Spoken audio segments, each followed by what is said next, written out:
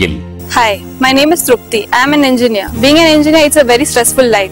Being here, it was complete satisfaction. I felt relief from my stress, and I've also reduced my weight, and my skin has started glowing. Being part of this nature, it's such a wonderful experience here. I really enjoyed being here because it was fun. All the experiments, all the processes what they have taken is all natural and fun based. So it was very enjoyable. I enjoyed a lot.